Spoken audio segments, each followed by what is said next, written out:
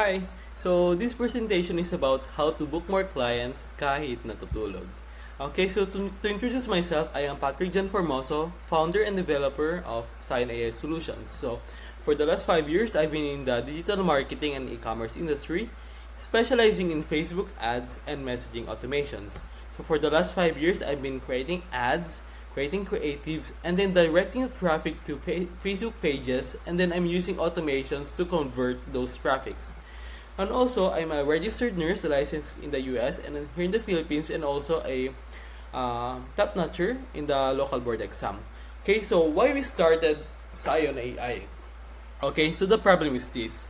Clients inquire 24/7. However, you still need to sleep, or probably you need to go to work, or probably in a meeting, or probably you're just busy.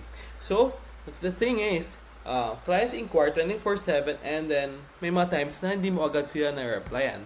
So, ganito nangyari. So, you're spending money on ads, or kaya you're spending time posting to get clients to inquire to your Facebook page. Pero, ang pagpasok ng clients, it's 24/7. So hindi naman natin kaya na 24/7 din gising to answer those inquiries. So mangyari, kapag hindi natin sila na-answeran agad, sa dami ng mga nag-ads sa Facebook, mga nag-post, pwede silang yung clients baka lumipat na lang sa ibang agents. So ang ending, nawalan tayo ng clients. And also, nasunog pa tayo sa ads and nasayang lang ating time sa pag-post. Okay, so mangyari, miss or late reply can equal to lost client, and ito, miss kita. And alam naman natin, baka itong 1 late reply na ito ay nawala na tayo ng 1,000 to 10,000 plus na commission. Okay.